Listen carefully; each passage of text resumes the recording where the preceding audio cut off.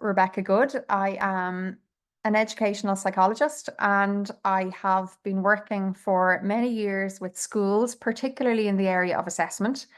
And over those years, I suppose I'm actually doing assessments in school, but also supporting teachers with their own assessments. So helping them streamline their assessment processes, helping them select tests for their schools, basically setting them and their students up for success in school. But over the years, assessment in schools has just grown and grown and grown. So if you are a Senko or if you're an assessor in the school, you'll know well what I'm talking about. So for the last number of years, I've come out from working in schools, and I really more now am involved with test development and supporting schools from the outside. So supplying them with tools and methods for their assessments rather than going into the schools themselves. So before I became an educational psychologist, I was a teacher. I worked in a secondary school in Dublin in Ireland, and I worked teaching maths and teaching science to students for a number of years, and then moved into the area of educational psychology. So I know what the classroom is like. I know it's an extremely busy place, and as teachers and assessors, you are really trying to wear many different hats, and time is very precious. So I do appreciate that. So for tonight's webinar, you are definitely in the right place if you're feeling a little bit overwhelmed, perhaps with the amount of testing that's required in schools. It's growing every single year. Those of you working in the UK that have seen the most recent Ofqual report will know that about 1 in 3 students are now looking and applying for extra time. The number has grown, I think, by about 12% on last year, and it's grown every year before that. So it's really becoming an area that's becoming very, very large, the area of assessment and testing. So if you're feeling a little bit overwhelmed and you need a break, you're definitely going to be happy with the information I have to share with you this evening. You're in the right place if you're looking for a faster way to try and process and test for your access arrangements. So I'll show you how Swift can help you streamline that whole process. If you're feeling like your current assessment tools are maybe missing students, so maybe you've got high achieving students. This is just one example I came across recently in a high achieving school. And they felt that their current assessment tools just weren't picking up the students that perhaps needed a little bit of extra support or needed some interventions or access arrangements in class to let them achieve, or their exams even, so they could achieve their potential.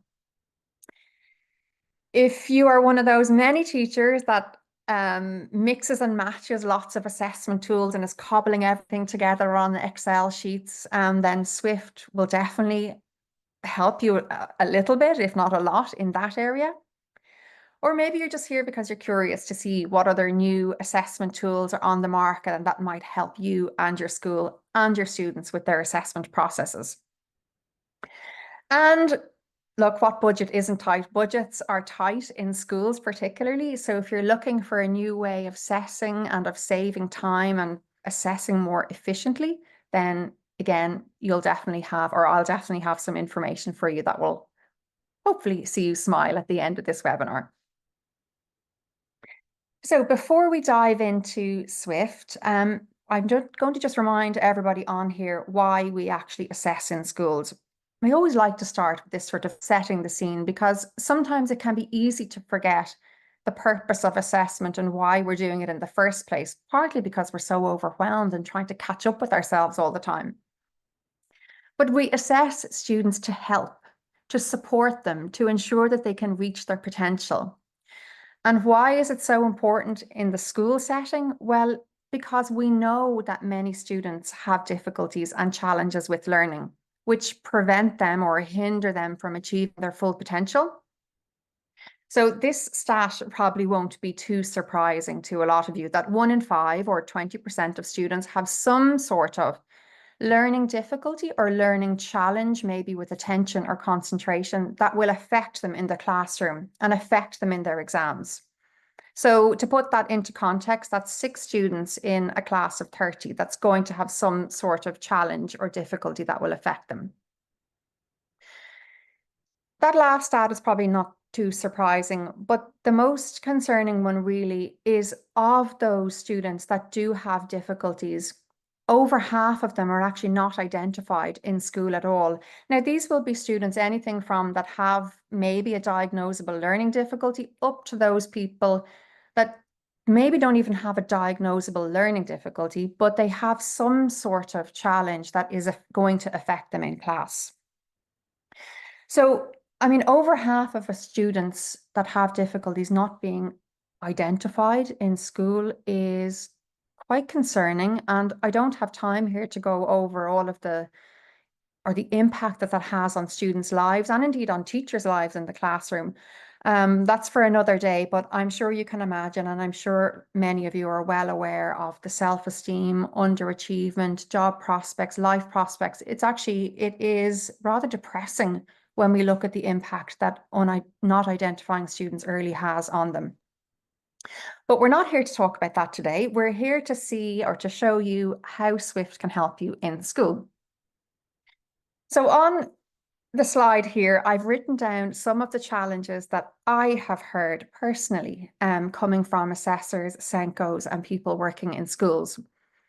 The challenges currently with current assessment methods, and to be honest, it's probably some of the reasons why a lot of these students are not being identified. It's simply, well, it's not simply, it is because it's just so time consuming to assess everybody. The whole assessment and testing process is time consuming. Individual assessment is time consuming. And if you're dependent on teachers flagging students up to you maybe at the last minute, it might be that you just don't have time to assess these students and they go on right through school with a little niggling difficulty that's never picked up. So that's one. Time is probably the biggest actually pain point, I think, and the biggest obstacle to identifying students. And I think everyone would agree, but if not, you can tell me, Rebecca, that's not true. We've lots of time for assessment. Another area that's kind of stopping us from moving forward is there's a lot of data analysis that has to be done.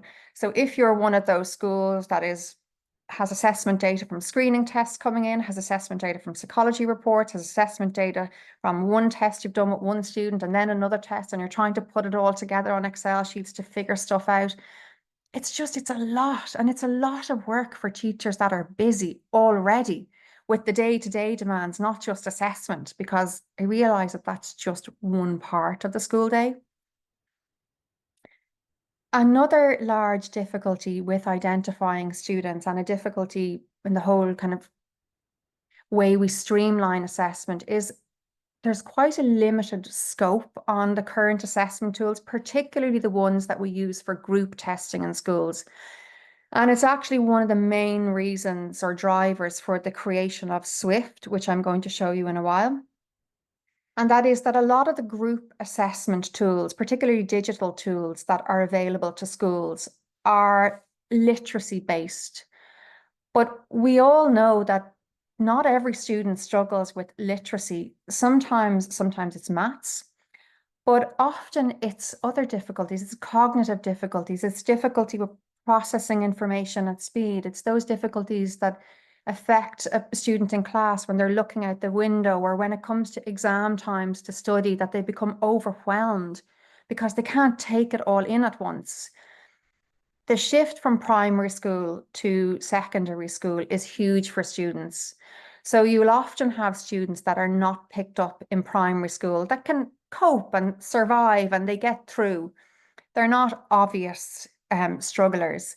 But when they get into secondary school, that's when the difficulties can start to emerge.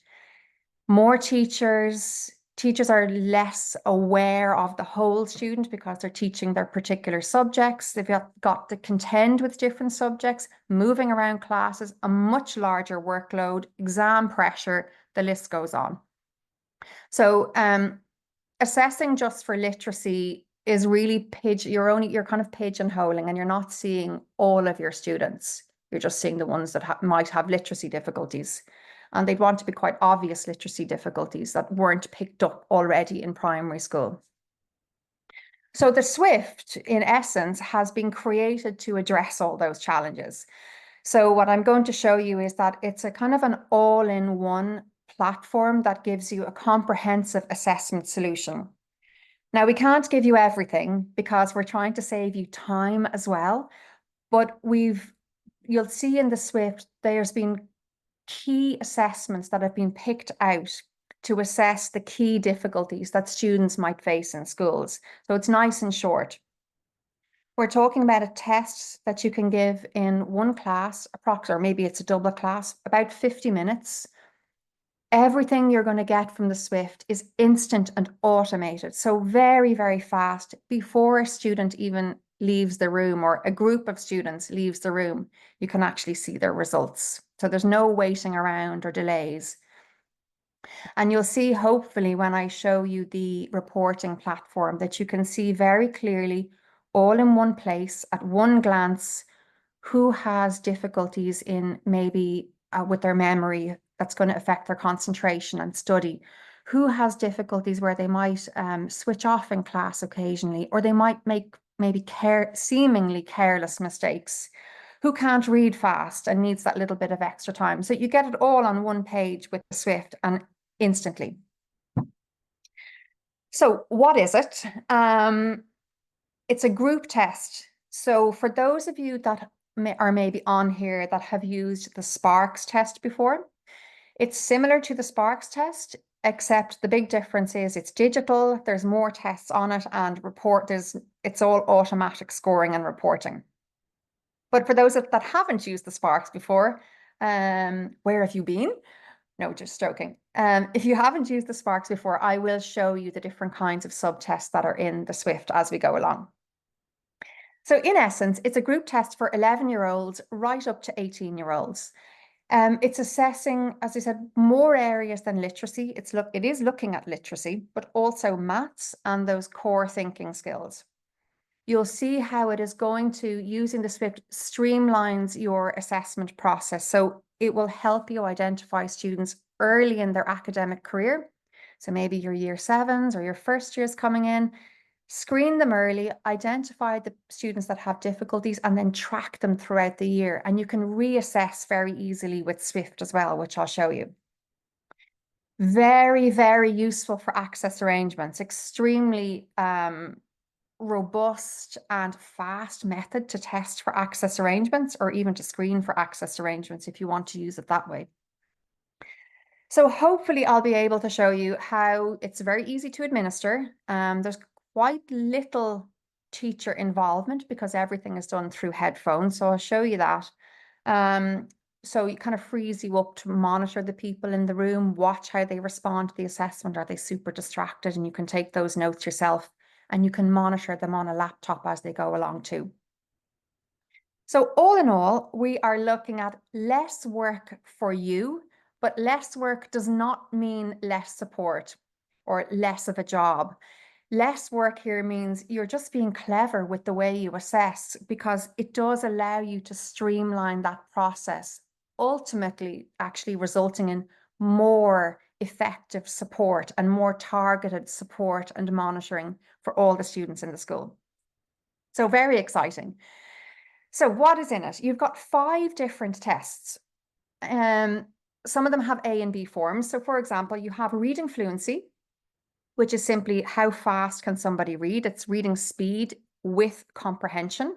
So they're not just required to read words, they actually have to read little passages and understand what they're reading and then select words that are missing. So being able to select the correct word indicates that they've understood what the sentence is. So that's very short, it's 6 minutes long. I'll show you that one in a while. You've got maths fluency in there. So this is how quickly they can calculate basic maths facts. So addition, subtraction, multiplication, division, very basic sums, but at speed. People or students that have difficulties with calculating maths facts, basic maths facts at speed, that can be an indicator of dyscalculia, but moreover, it's an indicator that this person will have difficulties somewhere along the way with their maths. It might be, they could be very good at maths actually, but they just might be slower. And when you're slower at maths, drains, even though you might be good, it drains your cognitive resources and leaves you less energy and brain power, if you like, for more complex thinking of higher order number sums. And it can mean that people make silly mistakes, even though they're good at maths, or it could just mean that they're very slow and they tire quickly. These two, processing speed and working memory, are really, really important for students to function well in the classroom when they're listening and paying attention, and also in their exams. So they're the two areas that for the JCQ you can look at to apply for extra time. And that's because anybody that has a difficulty with either processing speed or working memory, it might affect the speed at which they work. It can affect their concentration and their attention in class. It can mean that you need to, like, too much information can kind of overpower them a little bit, and again, draining their cognitive resources. So these two areas are not typically assessed in group assessments. You do have the Sparks pen and paper test, which assesses visual processing speed, which is great. And that's why it's here in the Swift test. But other than that, there's not a huge amount available to schools. And to be honest, I think if you were going to assess anything in students, it would be processing speed and working memory. If you only had 15 minutes to do something, they're very, very important. And then finally, no test is complete without spelling. So we have a spelling test in there as well. And that, of course, is going to assess the kind of writing component. So here you have literacy in your reading speed. You have maths in your maths fluency, processing speed and working memory, the two areas that combined together kind of indicate cognitive efficiency or how well students can process information. So even very bright students can have difficulties with processing speed and working memory. And if they do, they will be affected in class, more than likely. And then your spelling is covering your kind of writing component. So the test, those ones marked with the asterisks, the test has A and B alternative forms here, which is great if you want to monitor progress. It's also great here for streamlining your assessment.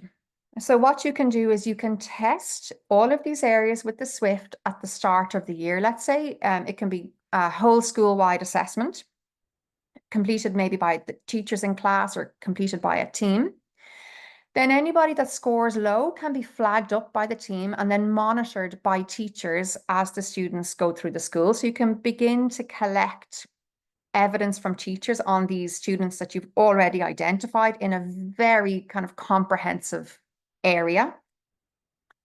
And then as you work through the school year, or even into the next year, maybe, whichever you like, all those, probably more useful if you do it in the same year. In the same year, those students that have scored low and that you've collected evidence of, they're still struggling, it is affecting them in class, you can then take those out in another group and maybe have them assessed with your access arrangements assessor, using the Swift again, using the B forms.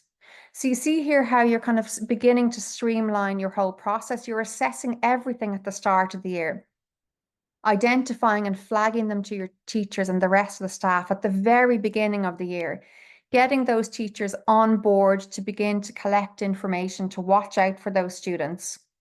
And then, having identified them again, you pull them out with the access arrangements assessor for your access arrangements and assess them again. And with the Swift, there's no extra costs for assessing with A and B forms. You can assess a student once, twice, 3 times in the same academic year with the Swift, and there's no extra charge given to the school.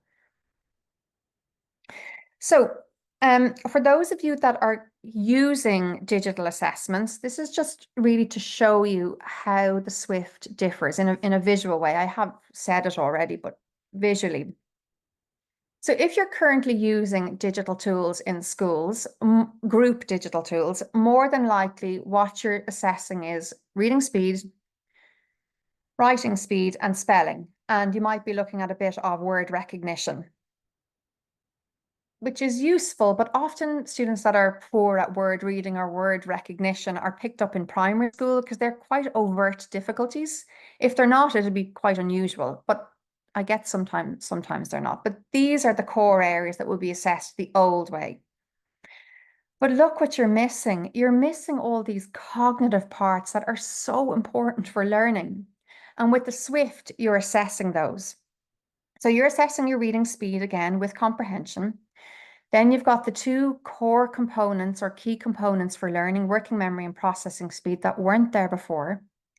You've also got your maths, because we can't forget those students, your maths fluency, and then you have spelling. There's no writing speed in the Swift, and we've had a few people say, why is there no writing speed in it? And the simple reason is that we can't put in everything. And writing speed was deliberately chosen to be left out because only a very small proportion, I think it's about 9% of people, actually require some sort of writing aid, like a scribe, for example, or maybe a laptop. That's very small. So for that proportion of the population, you don't really need huge group screening for it.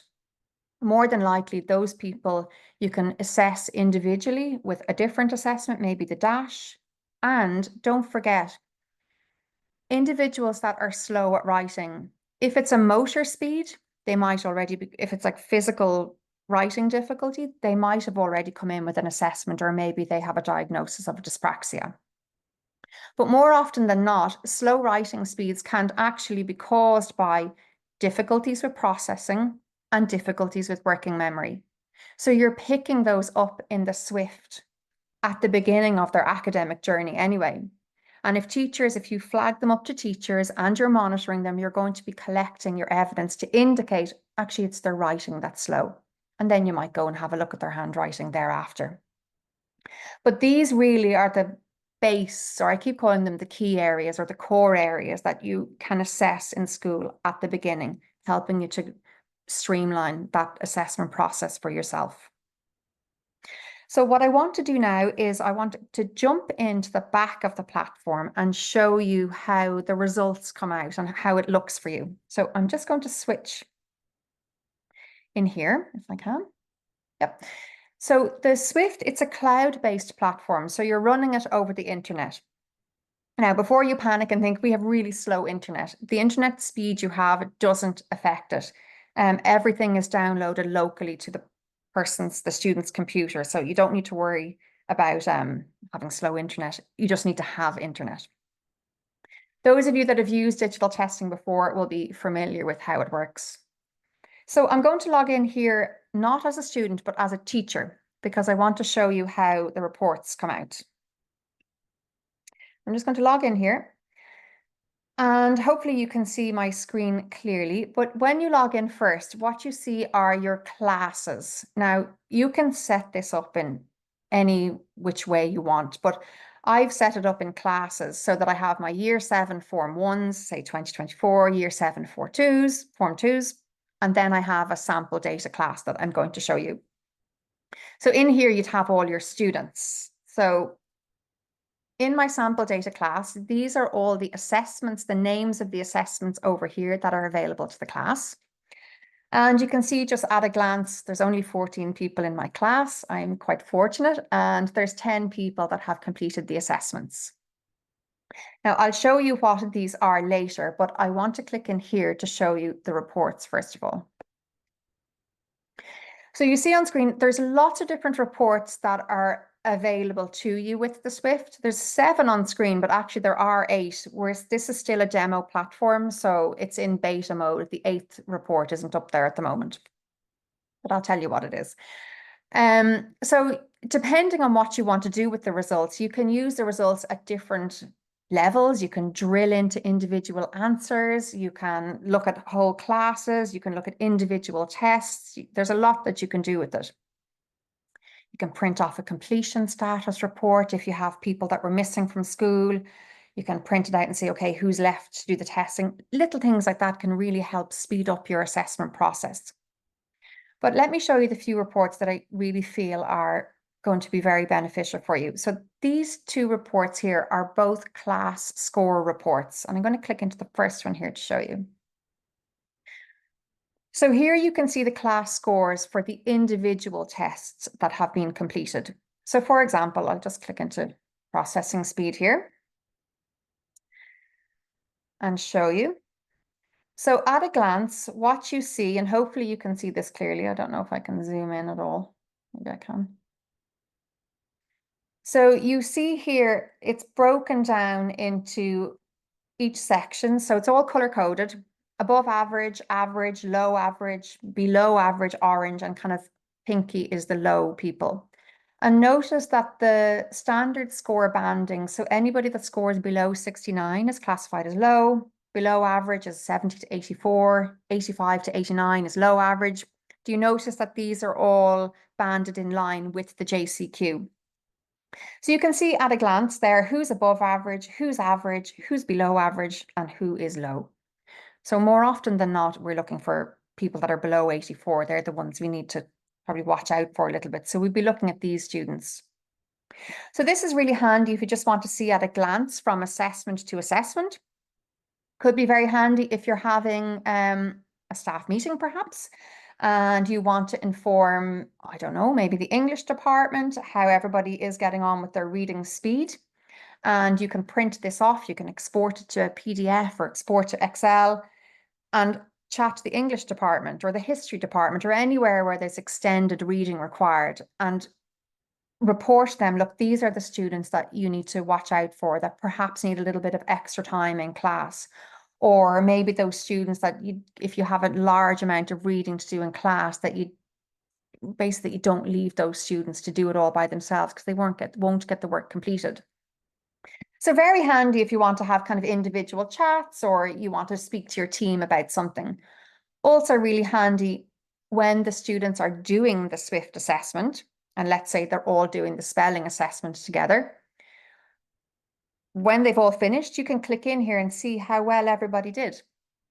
And you can, maybe if someone scored low, like here, Antonella Baxter, before she leaves the room, you can kind of walk up to her and see, well, how did you get on in the spelling test? Or how did you get on overall? And just get a feel for, she might tell you, oh, it was awful. I lost concentration in the middle of it, or I don't know, something that distracted her. But you can tell before she even leaves the room, you can actually see this reporting. But probably the report that is most useful for speeding things up for you, particularly with access arrangements, is this one. So here, when you print, you can see all of your students down the left-hand side that have completed the assessment. And then you can see the assessments that they've completed here. So on this one, they haven't completed everything, but they've completed A and B of the reading fluency, spelling, numbers backwards, which is working memory, and processing speed. So if you have this in front of you and you're doing some of your data collection and you want to see who the low scorers are, all you have to do is click and it all appears straight away for you. So can you imagine you're sitting down, you have an hour to spare or even half an hour to spare. You're sitting down, everybody's completed, and now you're writing out some reports for teachers or you're trying to see who to flag. You simply open this up and there are all your students straight in front of you. We need to be careful for Ella Baxter, Karina Karen. These are ones that she might need a little bit of extra time because she's slow reading speed and she has slow processing speed. Ella, slow reading speed, slow processing speed. Maybe we need to look at some sort of scribe. She's got a low spelling score. You might delve into her assessment. You can click into it and have a look and see her answers and where she struggled. You can also go back to the teacher and ask them to begin to actually pay attention to her spelling and let you know how she's getting on in class. Does she require any interventions or support? So that's very helpful. Now, you might actually want to see who's good as well. We better not forget about the high achievers because they too need to be looked after. So you can see again, Brian, Theo, these people here also probably could be flagged to teachers to say, look, they seem to be quite high achieving. Maybe they can be given some extended work, keep an eye out for them in class. They need to be pushed, whatever it is you want to say. But you can see it all here too. So hopefully you can see how this is really going to having all that data in all these areas, literacy, memory, processing information at speed, maths, all in front of you at one time is going to save you so much time and be so beneficial for the students if you're flagging it at the start of the year. early in their, as early as you can in their kind of academic journey. It's it's a gift to be able to say to a student before they begin to struggle, actually, you do have a little bit of a weakness there with memory. So when you're studying, I suggest you do X, Y, or Z, or whatever you decide to say to them. Having that kind of data and information to give to students is gold dust. It's very, very important for the student and the teachers. So let me go back out and show you some of the other reports. I'll show you just this one. I'm kind of aware of time, so I can't click into them all. But the student one here is also very useful. So here you can click into individual student reports. So for example, I've clicked into this girl here, Ella Baxter. It's a printable report, all color coded for you.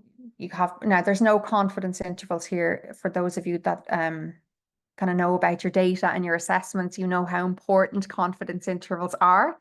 They are there. They're just in this demo platform. They're not loaded, but they will be there. So you can see you have percentiles, the date they did the assessment. You don't need to do the assessment all on one day. You can split it over days if you run out of time. It doesn't matter. You can do it whatever way you want. You don't have to do the whole assessment battery in order to get results, is basically what I'm saying. You can also personalize it. So you might say, what we say, Ella has difficulty, except you'll spell correctly, not like me, difficulty with reading at speed and processing info at speed. Oh, whatever you might want to say, we might trial extra time, something like that. And that is awful spelling, but you hopefully know what I'm trying to say. So you can personalize it and you can print this off. Now, the one report that's not on the platform that I did say was going to be there is an extension of this. So what you get is another student achievement report where it prints out a narrative. So it actually gives you a little description of what each of these assessments are. And then it's dynamic insofar as it will change depending on how the student has scored.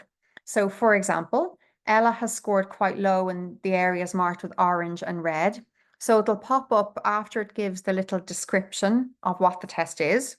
It will then say underneath it, it'll say something like Ella achieved a score of 74, which is below average for her age. Low scorers can have difficulties with XYZ, ABC.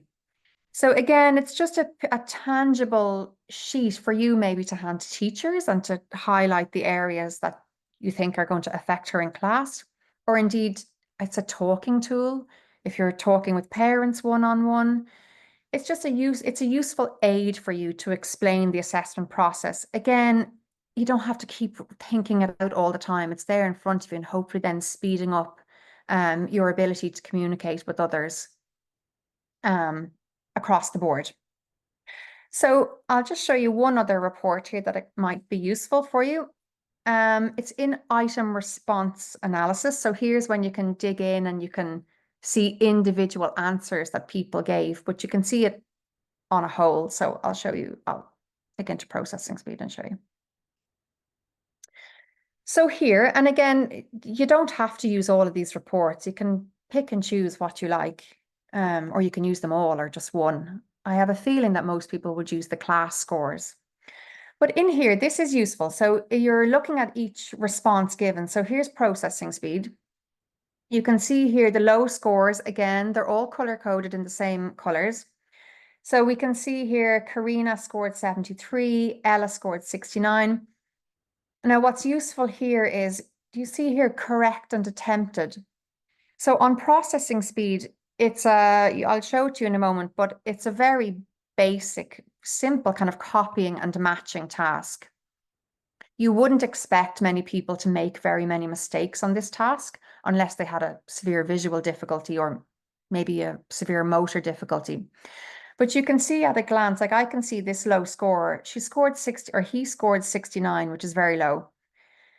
But he attempted 83 of the matching tasks, but he only got 35 correct. That's very unusual to get nearly 40, more than 40, nearly 50 items wrong, 48 items wrong.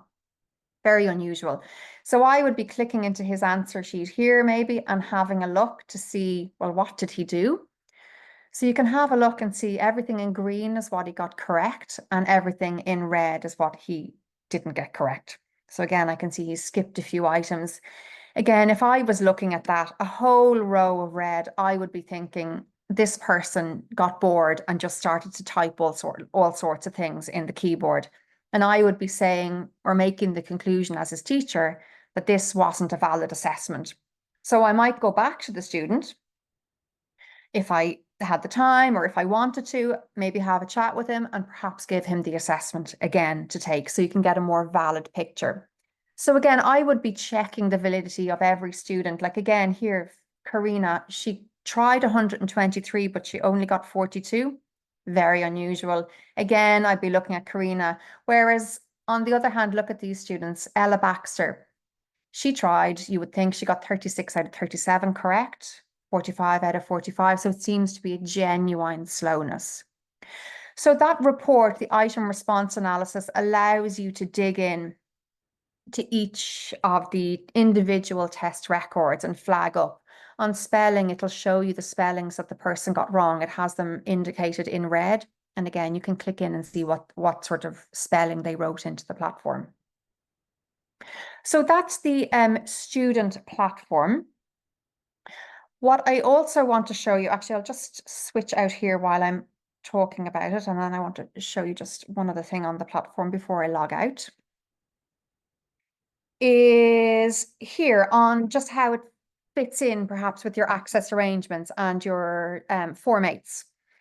Here is the student report that I showed you, the individual student report, and it's the multi-assessment one. So you get all the tests on the one page.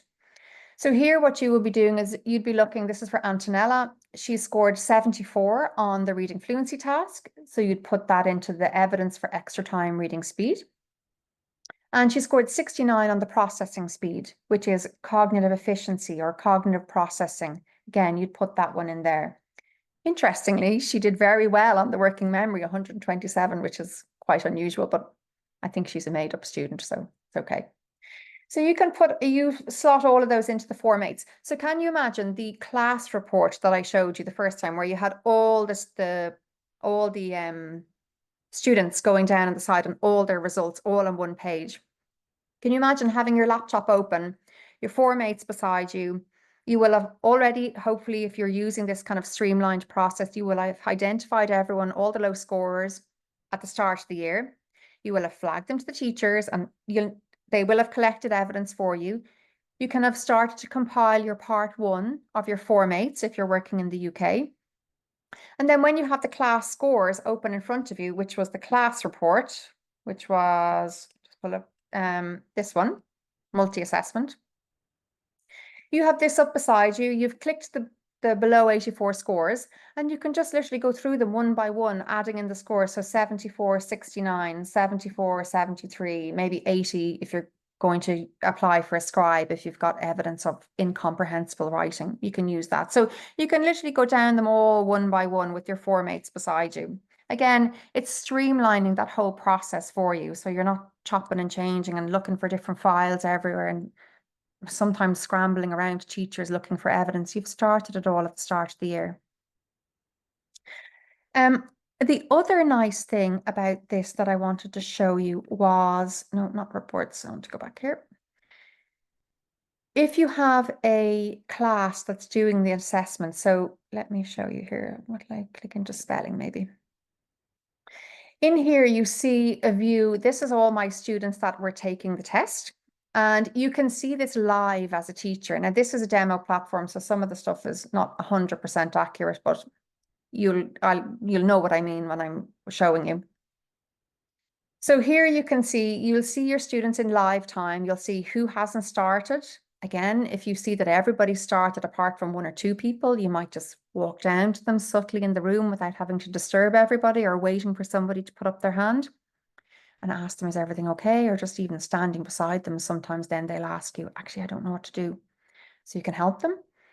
But really usefully, what you can do is if somebody spoiled a test, and by that I mean something happened where the results are not going to be valid. For example, the fire alarm might go off in the middle of a timed assessment and everybody's assessment is ruined, or if you're in the middle of a timed assessment and somebody has a panic attack, or somebody gets really anxious, or something happens where it's ruined their result.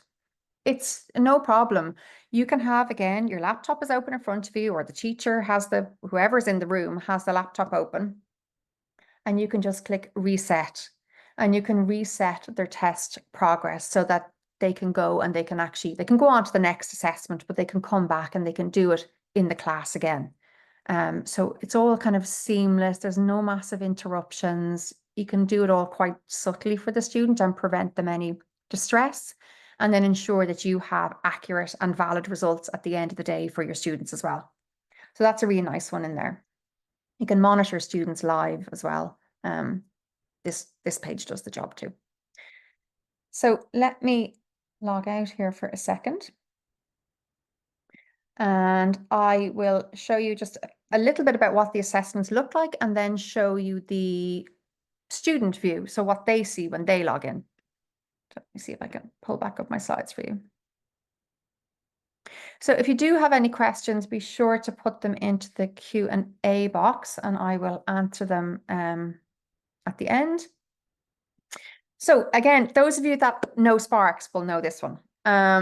This is the reading fluency assessment. So remember, there's 5 different assessments. This is one, and there's an A and B form for this. So you see people have to read the short story, drop down list, and they select the word that goes in the list. Super simple for them. There's a timer up here, which you might see, and that time has 6 minutes. So the minute's 6 minutes. In fact, if I fast forward a bit, I think it shows you it. Does it? No, maybe it doesn't. Oh yeah, it does. The timer comes up here, and at the end of 6 minutes, the test shuts out. So again, there's no messing around with, announcing at the top of the class, pens down, everybody turn over, or fiddling around with your stopwatch on your phone. It just ensures that everything is standardized and fair for every single student, no matter who's taking it and no matter who's giving it. It's going to be the same timing for everybody. The next test on it, we said, was maths fluency. This is sort of what it looks like. It's just a snapshot of one of the practice screens. So you see sometimes there are answers missing, and sometimes there are parts of the answers missing. The parts of the answers missing can be a little bit more cognitively challenging, which is more appropriate for older students. And they do them in sections. So they do addition first, so they're concentrating on that. They have a little break, which they decide how long that is, and they go on to subtraction, then multiplication, addition. They're all very, very short. They're only 20 and 30 seconds long. And the overall score then, them all added together, gives you an overall maths fluency standardized score. Again, indicator of dyscalculia, potentially, but also an indicator of those students that might have a little bit more difficulty in their number subjects. Could be business, for example. And you would be thinking maybe extra time in the maths related subjects if they had another score too. In the reporting section, you do get a breakdown, which is really nice. So you get the overall fluency score, but you also get a breakdown of how they did in each section: addition, subtraction, multiplication, division. So you might find, wow, they were a whiz at addition, subtraction, multiplication, really, really good compared to their class. But actually, it was the division that they really struggled with. So that's something really important to note. And if you're designing interventions or monitoring students, it's really useful to be aware of, and it's really useful for the students actually to be aware of, because believe it or not, they might not know how their division compares to their multiplication or their subtraction. So very useful information. Again, Sparks users or Sparks lovers, you'll recognize this one. Processing speed. So notice it's visual processing. There are numbers and letters matched up here, and you just have to match the number with the letter down here in this section. The cursor moves on automatically for the student. So there's all they're pressing is the numbers. And watch what happens at the end here. The line disappears. So the reason that happens is the students are kept on the top line the whole time. This is to try and prevent any visual tracking difficulties that a student might have interfering with their processing speed score. So basically you're getting a more pure measure of their processing speed, and not simply can they look around a page, or can they stay on the same line? So again, at low scores, you definitely will be thinking these are students that we need to flag to teachers that might have difficulties with attention and concentration in class. Maybe people, even for themselves, you're recommending study techniques. And for interventions, you might be thinking about extra time, particularly for your JCQ access arrangements, or potentially rest breaks even. Because when you have a slower processing speed, you can actually get a lot more tired than other students your own age. If you're having to think at their speed, basically, it can drain you. So giving a little rest break sometimes is good enough. And then again, these are all demo, or not demo, but yeah, it's demo mode or beta mode here. So the graphics are slightly different in the actual test. But in the working memory one, let me skip forward. They listen through their headphones. They're all wearing headphones. They listen through their headphones and they listen to numbers like 4, 2, 1. It's not, or 4, 1, 8. And then they type it backwards. Oh, oops. So if they have a difficulty here with short-term memory or working memory, again, it's probably the most important cognitive skill that you could assess in school, because it really is one of the best predictors of achievement, over and above everything else. So if somebody has a difficulty there with working memory, you do really need to be watching them as they go through school. It's kind of a silent difficulty. You might not necessarily pick those students up unless you assess them, but their difficulties do come out somewhere along the way. And sometimes it can actually be a mental health difficulty, because these are the students that might need, particularly bright students, disproportionately hard compared to others. And that can be very draining and a little bit soul destroying when they're thinking, why can't I do as well as the others when I know I'm as good? Or why do I have to spend 2 hours studying and everybody else is done in 30 minutes? So having an understanding of somebody's working memory it's very, very important for everybody. And the spelling test probably doesn't need too much explanation. They listen to a spelling, it's single word spelling, listen to a spelling and they write it onto the screen. Notice here that the students have the ability to control the test. So they can, if they want the spelling repeated, they can have it repeated. I don't know if you can see down the bottom, they can go back if they want to go back to a spelling. This is quite different to the traditional, maybe pen and paper tests in spelling, where students have to move at the teacher pace. And if they're taking a little bit longer to spell and the teacher has moved on to the next word, tough luck. They need to keep up. But in this one, they don't. So they can have it repeated as many times as they want. So again, low scores here, you'd be looking at maybe a scribe, maybe a computer, maybe not though, maybe they don't actually need anything. It's just something you might point out to the teachers. Word processor, you'd be looking at possibly support. It's an untimed test, but you do actually get information on how long the student took to do each spelling. So you can see in your report, oh, this person got an average spelling score, but they took really long compared to the rest of the class. So you can get that data. So that might indicate that maybe this is somebody that spells well when given loads of time, but under exam pressure and time pressure, they'll actually spell poorly. So again, it's another indication for you to perhaps dig a little bit deeper. And so I showed you that. I'll just show you, this is the piece where you can reset, but I'll actually just show you the student dashboard to give you a view of what it looks like and explain kind of how it runs. So let me just log in here. So every student would have their own login. And these are logins that you print. You can just download it from the platform. And I should say that the, sorry, let me just, I can't talk and type at the same time.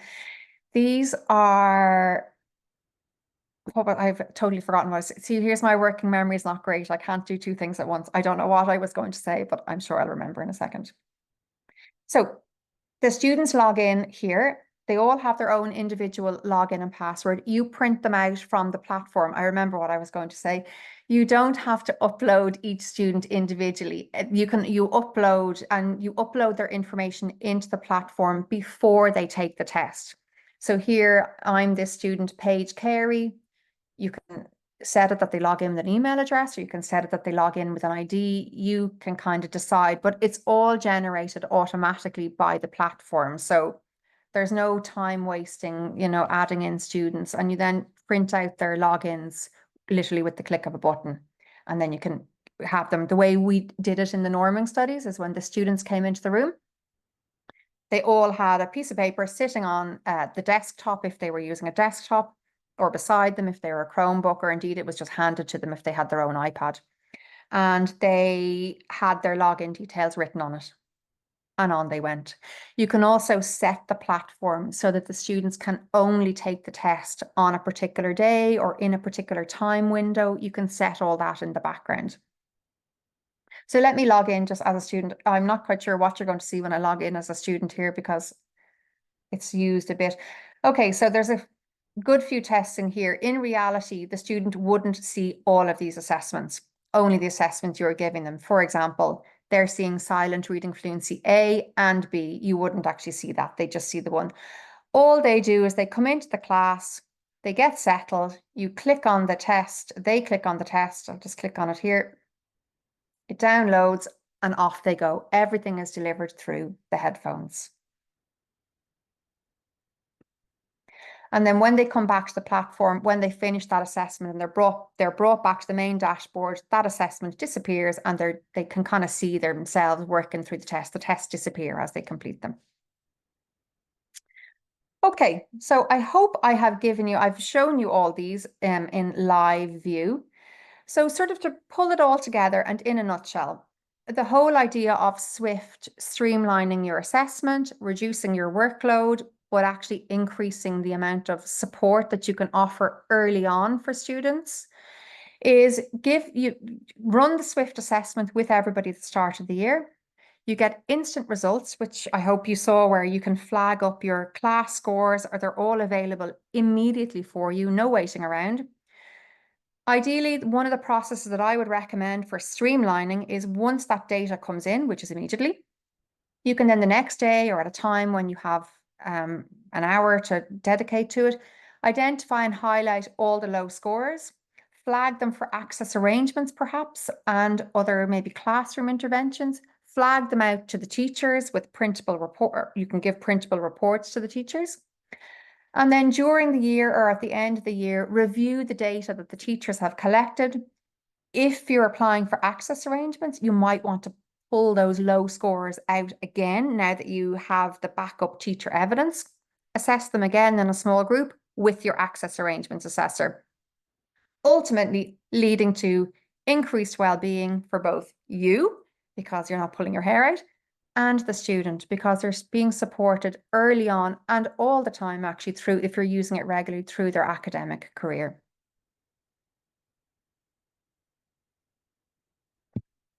So this is my last slide that I'm going to show you, which is just for the benefits really, which I've gone over, so you don't need me to say it again. Early identification, saving you time and money because your school is not having to chop and change with lots of different assessments. It's not negating or getting rid of the need for individual assessment. You'll still need that, of course.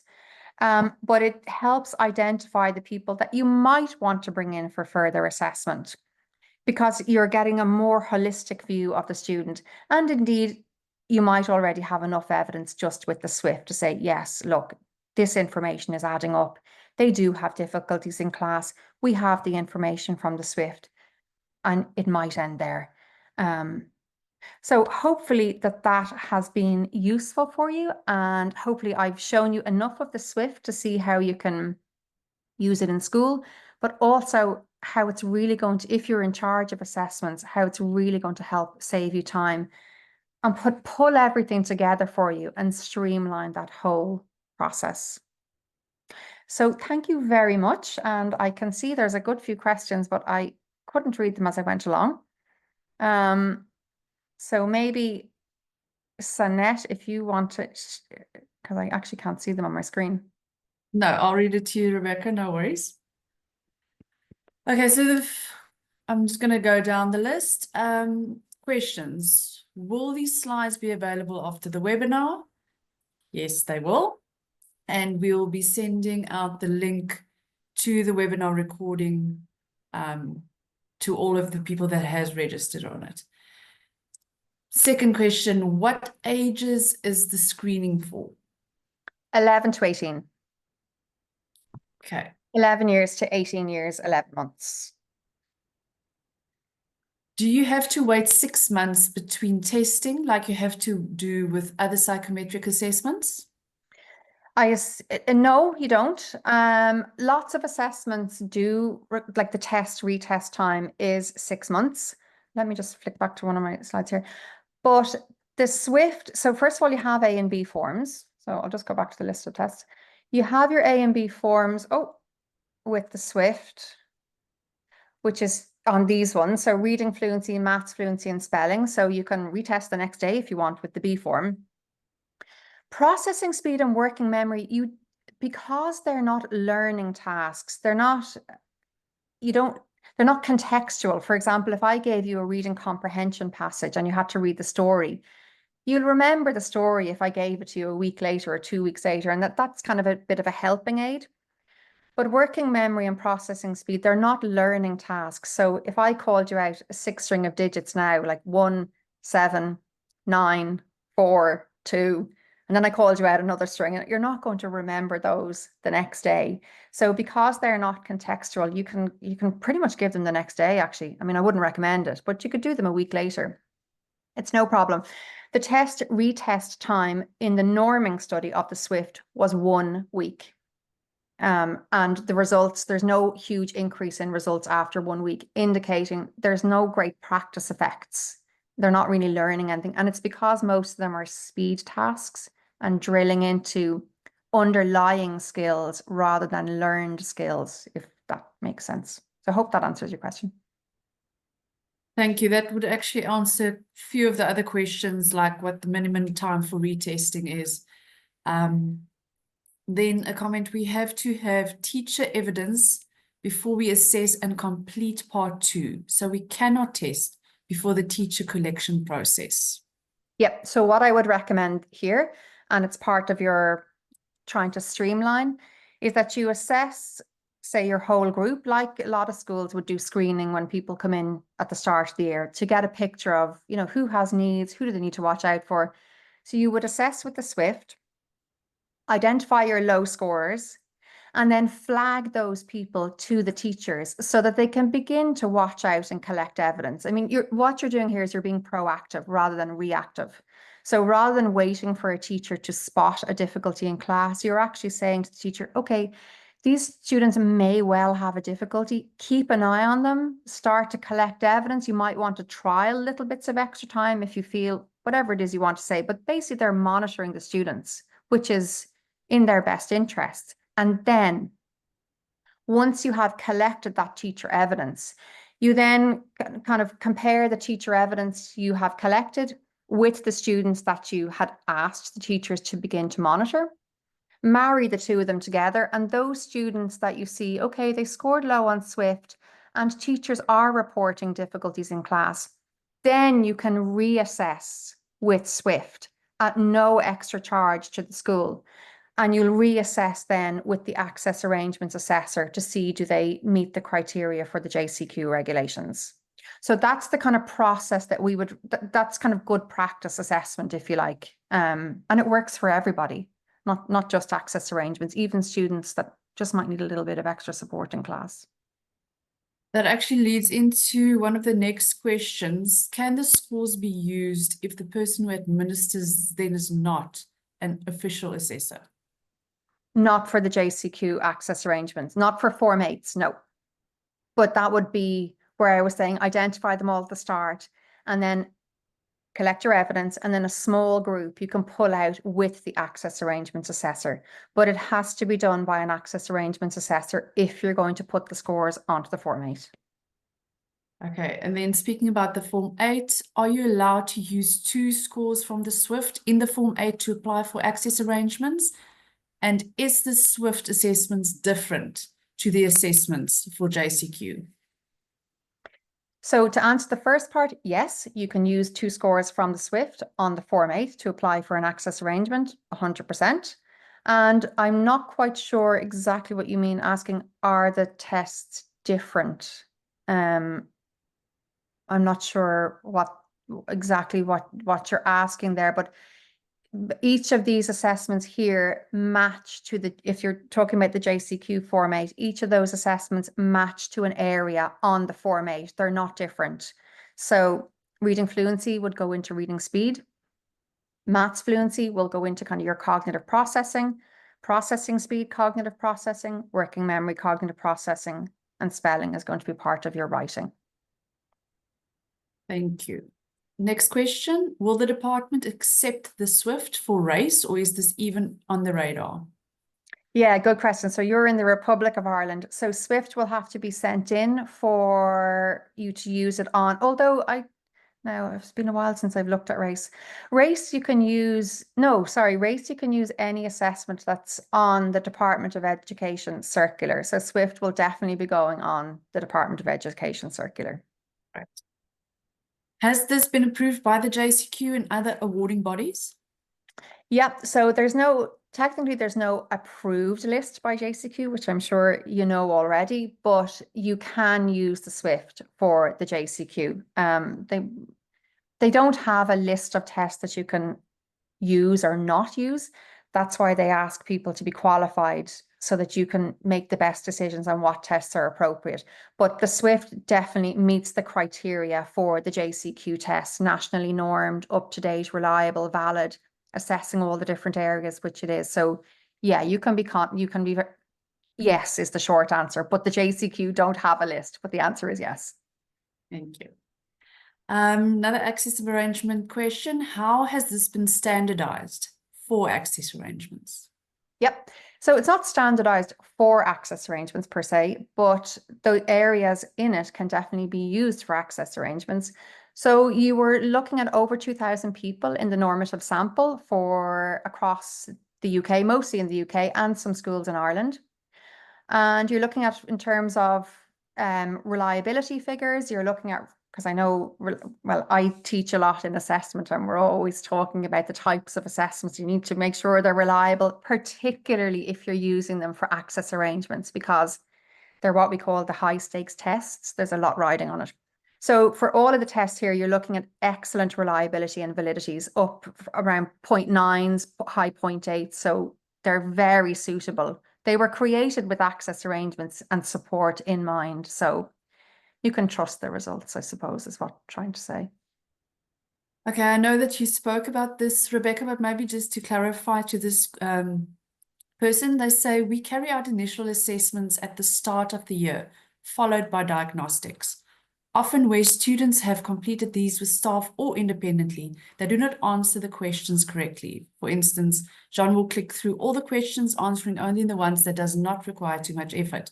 How can this be avoided, in your opinion, to ensure the integrity of the testing, particularly for access arrangements? Yeah, there's always going to be students that just don't engage, or that, particularly in group assessments, that just click on through.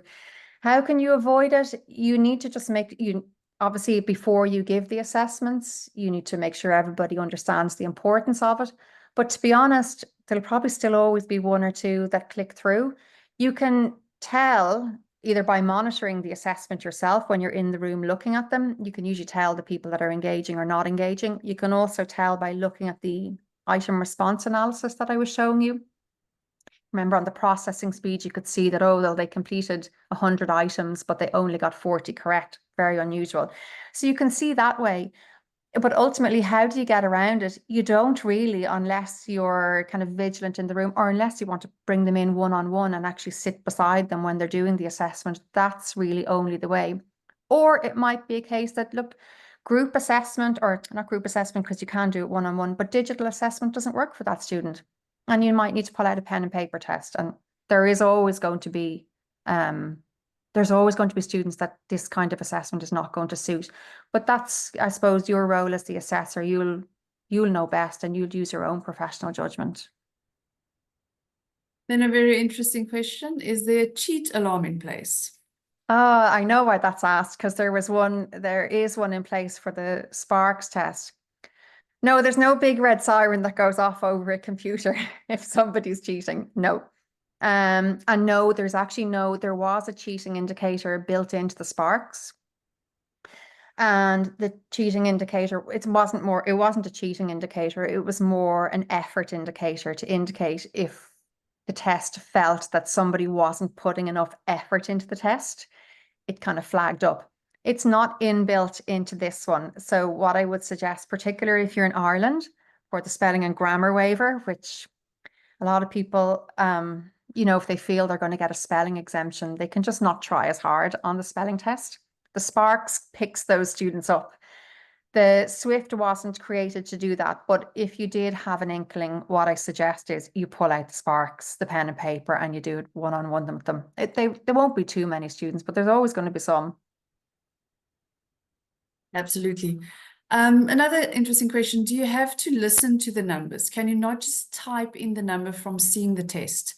Audio processing can slow students down. In exams, they are only looking at the information. Can you only type the number? Do you mean in the memory test? I would assume the number that the number processing, yeah. Just read the question. Was it in the processing test or in the number test? Obviously, you have to listen to the numbers. Yes. So it's, do you have to listen to the numbers? Can you not just type in the number from seeing the test? So I would assume it's the number one. I'm not positive I fully understand. If it's the number one that I showed you, the working memory one, where they listen to the numbers and then they type them into the platform.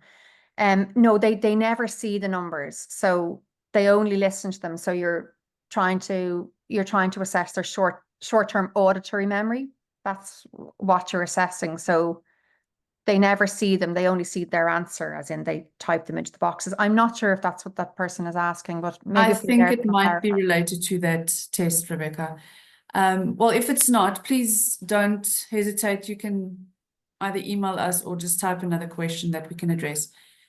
Is there a possibility of a reading age?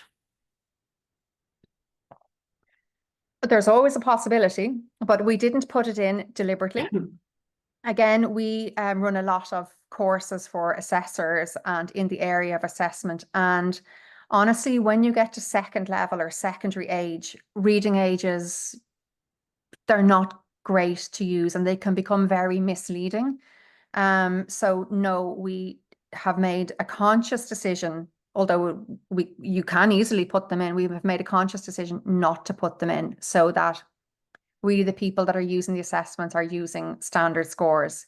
And ultimately, if you're using it for access arrangements or applying for anything important, that it's the standard score you're looking at. But I understand reading ages sometimes are useful for maybe communicating with parents. But again, if you're communicating with a parent on an individual basis with a student, maybe have your trained assessor do it with the standard scores or use the percentiles because they're kind of easy to explain to a parent as well, but not the reading ages.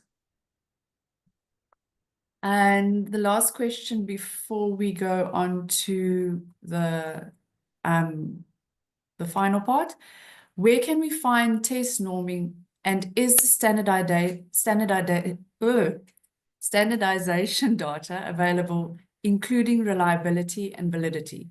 Yeah, 100%. That'll all be available.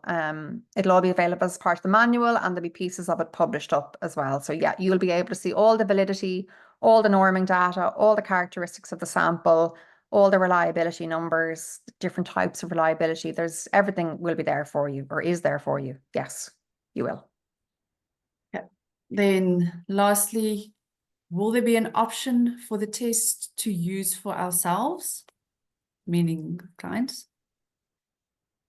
I'm assuming you mean just to have a try of it, like to have a go rather than to actually test yourself. Yes, there's a demo. We have a demo platform available that you can go in. And if you do want to have a go at it, if you drop us in an email to you, maybe Sanette, or to Shahad, but yes, basically you can, if you want to email us in, we can give you access to a demo platform where you can have a look at the types of reports. I flew through them on the webinar, so you can go in and you can play around with it a little bit.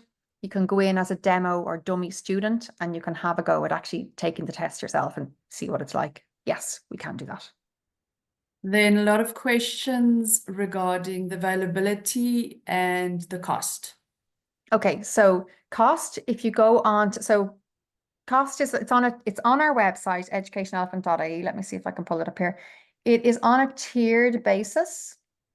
So essentially that means the more students you're assessing, the less it becomes for the school. So if I go here on the website to Swift,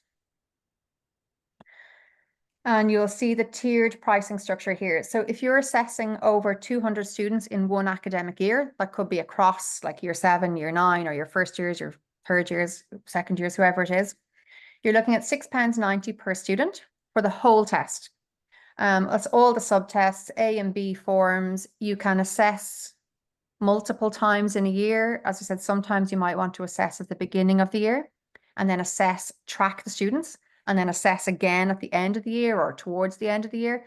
There's no extra cost for that. So you basically do as you want with it. And then it's tiered. If you've over 100 but less than 200, £7.50. And if you're only using it sort of with small numbers, it's £8.60 per student. And then you asked me something else with that as well, but I can't remember what it was. The time availability. Oh, yes. So the test is launching next month. It's launching in a phased approach. So the first phase is for the 11 to 14-year-olds, 14 years, 11 months. That will launch next month. And then the 15-year-olds to 18-year-olds will launch approximately March time, I would say.